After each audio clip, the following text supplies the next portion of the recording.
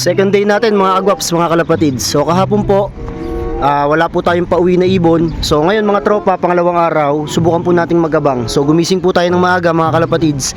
Nagbabaka sakali po na kahit papano, meron pong lumusot sa mga ibon natin mga tropa. Maganda rin mga kalapatids, mga kagwaps, yung merong GPS tracker. Nakikita ko nasa na ibon eh. So kanina, nag-check ako dun sa Facebook.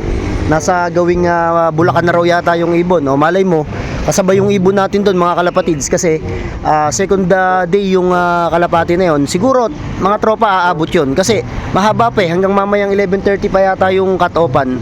Maganda rin mga kalapatids yung may ganun pala, nakikita. So eto, silipin muna natin mga ibon natin.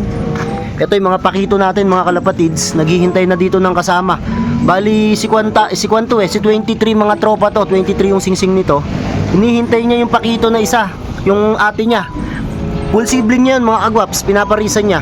So kaya ako naman sila pinagpares kasi para ma-motivate mga kalapatids yung hen na yon. So malay natin yun yung umuwi. So ang kinarga natin pala ngayon si Dawan, tapos si Pakito mga tropa, yung anak ni Mr. Pakito. Pakito rin tawag ko doon kasi yun ang bloodline nila mga kalapatids. Pambihira mga tropa, mukhang di madadagdagan yung pauwi ng Saragosa ya. Isa pa lang po yung nagpapauwi ng Saragosa. Kahapon pa mga kalapatids, ngayon wala pa pong nadadagdag sa Saragosa. Malayo na itingin ko eh. Kung saan ako natitingin mga tropa. Pambihira. Doon sa dalawang ibon natin, mas kampante ko doon kay Dawan. Kasi yung isa, yung Pakito, mukhang mangingitlog mga kalapatids. Pero kinarga ko pa din. Si Dawan naman, na fully recover natin mga kalapatids. Kaya mas malaki yung kampante ko na ibinibigay doon kay Dawan kaysa doon kay Pakito. Pero parehas naman silang pambato natin mga kalapatids. Talagang mukhang mangingitlog lang yung isa nating kalapati doon, si Pakito. Kasi ito binulog kasi nito mga trope. Namaris ng namaris inasawa ng inasawa yun. Nung ikakarga ko na, nakita ko nakababa na yung buntot mga kalapatids. Malamang sa mangitlog sa truck yun. Kaka-check ko lang na mabsi mga kagwaps. Bali 11:33 po yung cut off natin. So sana meron pong humabol sa mga ibon po natin. Hay nako, kung saan ako pumupwesto mga kagwaps. Bababa ako mamaya. Siguro mga bandang alas 10 bababa ako kasi yung anak ko baka gising na nun. So silip-silip na lang tayo dito mga tropa. Pagka pala mga kagwaps malalayo yung inaabangan ko, sinasara ko po ito, yung double trapdoor natin, kasi para yung ibon makikita ko dito o kaya makikita ko sa taas kapag bumaba tayo rito mga tropa. Kasi ang ginagawa ko pagka malayo, pagka gising ni anak ko, bumababa ako dito mga kalapatids. Kaya dapat nakalak yan, kasi pag di nakalak yan, papasok sa loob, baka mamaya di natin makita. Kaya lagi kong nilalak to. Nung matnog sursogon, nilak ko yan. Tapos ngayon, ilalak ulit natin sa Katbalogan. Mga panglaban ko ng summer mga kagwaps. Ayan, may pula, tapos merong dark checkered din. Ay hindi pala to, hindi ko pala to pwedeng isama kasi German Imbrick nga pala to mga ay hindi ko yan, Jan Arden. So ayan, hindi yan, dito lang yan. Kuhaan ko lang yan, abang ko lang dito sa loob. Etong pula na to, isasali natin sa summer. Yung tipong nag-aabang sana tayo rito, tapos biglang may dadating doon sa landing board. Mag-aalis gis na mga kagwaps. Mamaya bababa na ako doon para matingnan natin bata natin, baka mamaya gising na. Madidisgrasya, baka tumalon doon, nandun pa naman sa second floor mga kalapatids. Silip muna tayo, ganito itsura nun mga kagwaps si Dawan, ayun ganyan ang kulay ng blue bar na maganda. Mga kalapatids, nandito na tayo sa baba. So silipin po muna natin si Utoy mga tropa. Yan si Utoy pang house to house natin. Ayan mga tropa, tinanggalan muna natin ang kapares. Nakakainip dun sa taas. Tingin-tingin na lang tayo rito, baka may dumating dun. Ayan mga kagwaps, yung mga breeders natin So ito yung mga pala, yung mga pang north ko. Ito yung mga susunod po dun sa mga nakasummer natin dun sa taas. Tingnan nga natin, meron yatang bumaba sa taas mga kalapatids. Teka lang tignan natin baka ibon natin yun. Ketakyat tayo sa hagdan mga kagwaps. Meron yatang bumaba. Tingnan natin. Mayroong binabara ako sa likod mga kalapatids. May binabara ako sa likod. Mga tropa, si Dawan. Si Dawan mga tropa kalapatids. Sok na. Masa stick ko.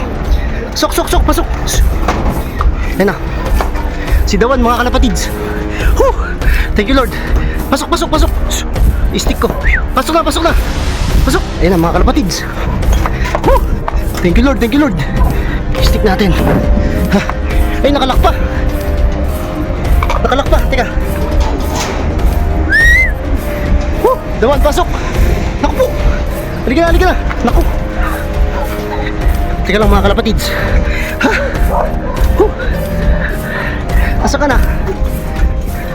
Ayan, pasok na, pasok na. Malapit na oh. Ha, isang oras na lang mahigit ata mga kagwaps, cut off na natin. Humabot si Idawan. Pasok na, pasok na. Alright, Katbalogan Clacker. Pasok, pasok. Kakalak mo lang mga kalapatids. Mga kagwaps, eto. Naiklak ko na. Ang sticker po niya ay pa mag-focus. Ayun na mga kalapatids. Nasaan na?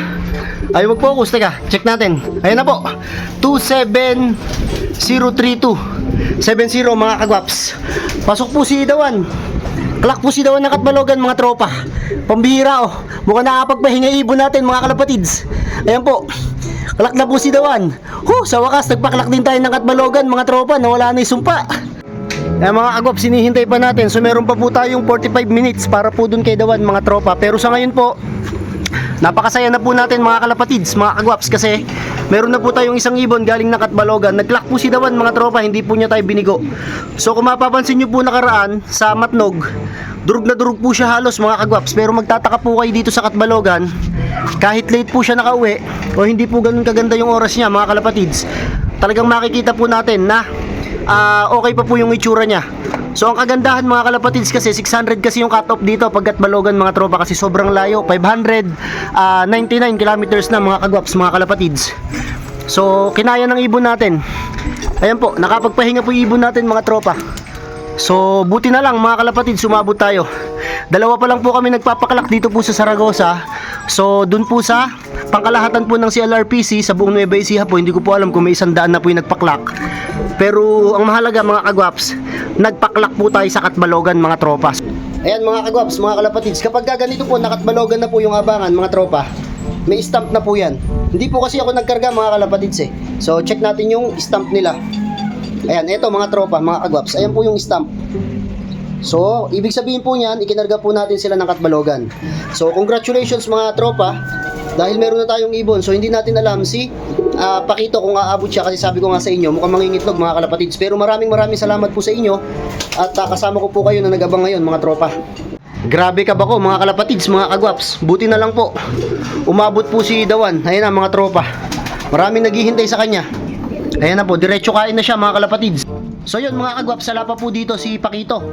So tingnan natin kung aabot pa. Pero sa ngayon po, si Idawan po ay andito na nga pala mga kagwaps. Congratulations po sa lahat na nakapagpa-uwi dito po sa Nueva Ecija, sa lahat po ng nag-clock. At syempre, congratulations din dito sa Team Guaps TV mga tropa. Kahit na mag-isa na lang akong umaasikaso dito sa ibon natin, ay nagawa pa rin po natin mag-clock ng Katbalogan. Talagang nasa bloodline ng puhunan mga kalapatids. Pababa na ako mga kagwaps, inabutan ng cut-off. 2 out of 2 po tayo Katbalogan mga tropa. Nandito na rin po si Pakito. Bagamat hindi man po siya nag-clock ngayon, hindi man po siya umabot mga tropa, magpapasalamat pa rin tayo kay Lord, at magpapasalamat pa rin tayo dito sa kalapati ko na to, kasi umuwi pa rin siya galing Katbalogan mga kalapatids, mga kagwap. So yun mga tropa, kung di pa kayo nakasubscribe dito sa ating YouTube channel, ay huwag nyo kalimutan na mag-subscribe. At syempre, lagi nyo papanurin yung mga advices natin. Kita nyo, 2 out of 2 tayo sa Katbalogan mga tropa. So dito ko natatapusin tong video na to. Muli, this is Kuya Rai, and you are watching Guaps TV. Peace out.